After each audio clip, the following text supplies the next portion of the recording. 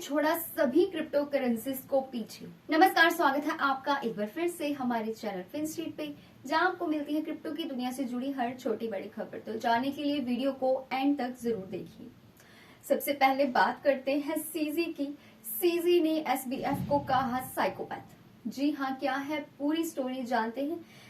उनका कहना है, सीजी का कहना है कि जो एसबीएफ है उसको फालतू के ट्वीट्स करने बंद कर देने चाहिए और इश्यूज को करना चाहिए फिक्स।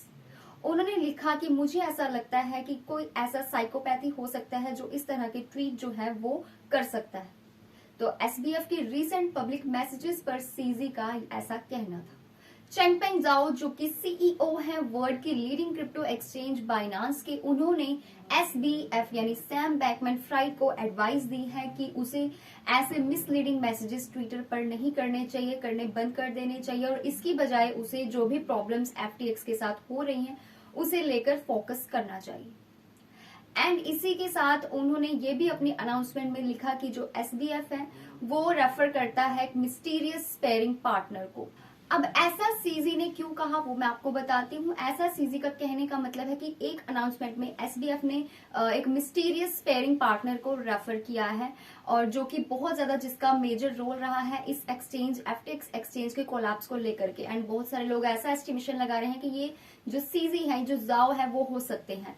लेकिन बाद में ऐसा कहा गया, सीजी का ऐसा कहना था कि कोई साइकोपैथी हो सकता है जो इस तरह की न्यूज, इस तरह की ट्वीट्स जो है वो कर सकता है। साथ ही ये भी क्लेम किया गया कि जो इंडस्ट्री है, सीजी का कहना है वो बॉक्सिंग मैच नहीं है एंड बाइनांस जो है वो कभी भी अपने कॉम्पिटिटर्स को इस तरीके से नहीं देखता। तो एसबीएफ का ये ट्वीट जो आप देख रहे हैं स्क्रीन के ऊपर, ये काफी ज्यादा सस्पिशियस है। और आपको क्या लगता है कि वाकई ये सीजी हो सकता है? तो इतना ही नहीं, एफटीएक्स के ऊपर और भी एक्यूजेशंस लगाए गए हैं। कहा गया है कि सीरियस फ्रॉड एंड मिसमैनेजमेंट वो कर रहा है, ऐसा कहना है बहामास लिक्विडेटर्स का।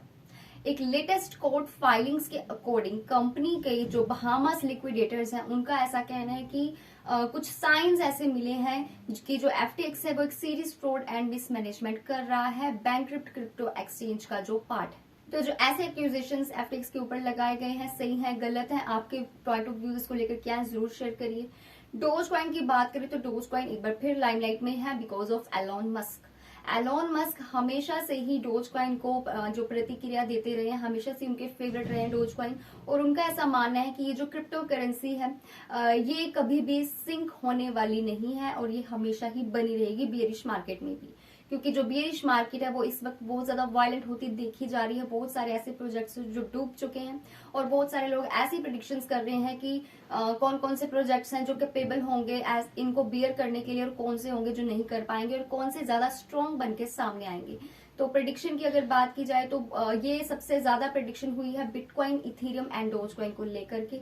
बट जो सीईओ है recently on social media Twitter के, उनका कहना है कि डोजकॉइन जो है वो फर्स्ट नंबर पे है। वो उन्होंने डोजकॉइन को अपनी लिस्ट में रखा है और उनका ऐसा मानना है कि जो डोजकॉइन है उसका हो सकता है ग्रेट फ्यूचर। तो जो सीईओ हैं उन्होंने ट्विटर स्पेस पर जंप कर दिया है, ट्विटर स्पेस के वो ऑनर बन चुके हैं। एंड इसी के साथ उन्होंने अपने ओपिनियन को भी शेयर किया है करंट जो क्रिप्टो मार्केट क्लाइमेट चल रहा है उसको लेकर के। एंड उन एसेट्स के नाम भी बताए हैं जिन पर वो ट्रस्ट करते हैं, जिनको उनको लगता है कि ये जो प्रोजेक्ट्स हैं इस बेरिश मार्केट में भी स्टैंड कर सकते हैं, सर्वाइव कर सकते हैं, इवन और ज्यादा स्ट्रॉन्ग बन के सामने आएंगे। एंड इस स्पेस में 1 मिलियन जो थे वो कनेक्टेड थे मस्क के साथ। तो उनके अकॉर्डिंग जो डिजिटल एसेट्स जो सर्वाइव करेंगे वो हैं बिटकॉइन, इथेरियम एंड डोजकॉइन। तो इस टाइम जो बहुत ज्यादा पुअर परफॉर्मेंस दे रहा है क्रिप्टो मार्केट वो लास्ट लॉन्ग रहने वाला है। एंड ये जो 3 डिजिटल एसेट्स हैं बिटकॉइन, इथेरियम एंड डोजकॉइन, जिन पर वो ट्रस्ट करते हैं, उनको ऐसा लगता है कि ये सर्वाइव कर सकते हैं और फ्यूचर हो सकते हैं। एंड अपार्ट फ्रॉम दैट उन्हें बाकी एसेट्स के बारे में वो बिल्कुल भी श्योरिटी नहीं देते। उन्होंने अपनी स्टेटमेंट में लिखा कि मैं ऐसा मानता हूं कि पॉसिबली फ्यूचर है बिटकॉइन का, इथेरियम का एंड डोजकॉइन का। एंड वो इस बात को लेकर श्योर नहीं है कि जो दूसरे एसेट्स हैं उनका, जो दूसरे प्लेटफॉर्म्स हैं उनका क्या बनने वाला है। सीईओ का ऐसा कहना है। बट अगर आप इन तीनों में से किसी को भी आप कोल्ड वॉलेट में रखते हो या अपनी एक्सचेंज में रखते हो तो उनकी प्रेडिक्शन के अकॉर्डिंग ये बिल्कुल सही से वर्क करने वाला है। तो यहाँ से एक चीज और कंफर्म होती है और वो ये है कि ये जो बिलियनियर का सपोर्ट है क्रिप्टो करेंसी का को लेकर के, ये इस टफ टाइम पर भी बना हुआ है, जबकि जो क्रिप्टो मार्केट है वो अपना बहुत ज्यादा इंपॉर्टेंट पार्ट, अपनी ऑल टाइम हाई वैल्यू को भी खो चुका है। तो जो डाउनफॉल है FTX का, इवेंचुअली उसकी वजह से बैंक्रप्सी फाइल करनी पड़ी है एंड करंटली ये हॉट टॉपिक्स में से एक बना हुआ है। हर किसी की नजरें FTX के ऊपर है, हर कोई अपने अपने पॉइंट्स इसको लेके रख रहा है। एलोन मस्क ने भी अपना पॉइंट रखा और इस बिलियनियर ने रिपीट किया कि जो इन्वेस्टर्स हैं उनके लिए ये एक इंडिकेशन है कि वो अपने एसेट्स को, अपनी मनी को एक्सचेंजेस पे स्टोर ना करें, इसकी बजाय वो उन्हें कोल्ड वॉलेट्स में स्टोर करें ताकि उन्हें सेफ रखा जा सके। बात करें फीफा वर्ल्ड कप 2022 की, जिसमें 48% जो क्रिप्टो करेंसी इन्वेस्टर्स हैं, जो फुटबॉल के फैंस हैं, वो अब ट्रेड करना चाहते हैं फैन टोकन्स में। फैन टोकन्स को लेके फुटबॉल फैंस का इंटरेस्ट जो है वो देखने को मिला फीफा वर्ल्ड कप 2022 के चलते। जो क्रिप्टो मीट फुटबॉल रिपोर्ट के अकॉर्डिंग एक क्रिप्टो करेंसी एक्सचेंज KuCoin के द्वारा एक जो सर्वे है उसे रिलीज किया गया, जिसमें ये डिस्क्राइब किया गया कि किस तरह से क्रिप्टो करेंसी यूजर्स जो है वो इंटरेक्ट करते हैं अपने प्रेफर्ड स्पोर्ट्स को। तो पर्टिकुलरली फुटबॉल का नाम सबसे पहले आया Web3 में, और स्टडी के अकॉर्डिंग जो सर्वे किया गया था उसमें से 20,180 क्रिप्टो करेंसी इन्वेस्टर्स में ये सर्वे कंडक्ट किया गया था, जो जनवरी एंड सितंबर के बीच में हुआ था। और इसके अलावा 8,022 KuCoin कम्युनिटी मेंबर्स के बीच में भी सर्वे किया गया था, जो हुआ था नवंबर 2022 में। और ये जो सर्वे कंडक्ट किया गया था इससे शो हुआ, इससे ये इंडिकेट हुआ कि अमंग जो क्रिप्टो करेंसी इन्वेस्टर्स हैं उनमें जो फुटबॉल है वो मोस्ट पॉपुलर सपोर्ट है।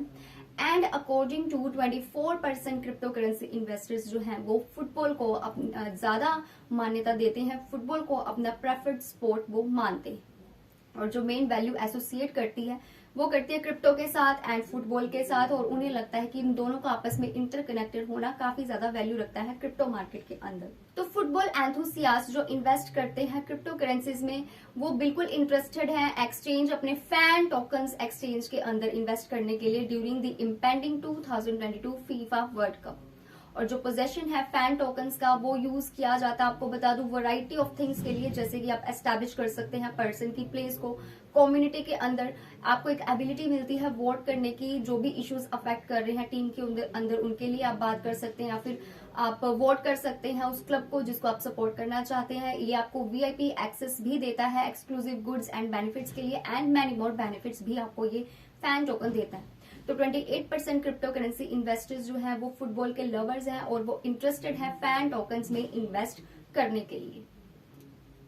फाइनली बढ़ते हैं आज की क्रिप्टो मार्केट के प्राइसेस की तरफ, जहां बिटकॉइन का BTC 2% से हाई है, वहीं इथेरियम का ETH भी 1% से हाई। बाइनांस का BNB भी 0.45% से अच्छी परफॉर्मेंस दे रहा है। बिटकॉइन का BTC आपको बता दें 1% से हाई है, वही इथेरियम भी 1% से हाई है, और ये बिकॉज एलोन मस्क की न्यूज जैसे ही आती है तो ये जो करेंसीज हैं ये हमेशा ही अच्छा परफॉर्म करती हैं। वही FTX टोकन का FTT मोस्ट ट्रेंडिंग है, लेकिन लाइटकॉइन का LTC आज का टॉप गेनर बन चुका है 8% के गेन के साथ। इसी के साथ आज के टॉप गेनर की अगर बात की जाए तो वो बना है लाइटकॉइन का LTC, जो 8% से ऊपर है। वहीं टॉप लूजर की अगर बात की जाए तो वो बना सोलाना का सोल, जो कि ट्रेड कर रहा है 4% के लॉस के साथ। तो जो रिपल है वो 2% से हाई है, वही कार्डानो भी 0.05% से हाई है। बाइनांस का BNB 0.45% से अप में है। मीम कॉइन्स की अगर बात की जाए तो डोज कॉइन 0.43% से ऊपर गया, वही शिबा इनू भी 0.32% से ऊपर।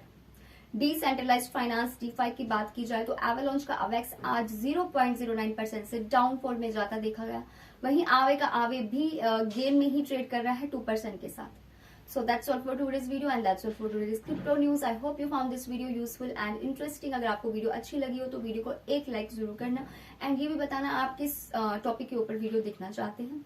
इसके अलावा चैनल को कर लीजिए सब्सक्राइब, बेल आइकन को कर लीजिए क्लिक, ताकि ऐसी इन्फॉर्मेशन आपको आगे भी देखने को मिलती रहे। So stay tuned until next update.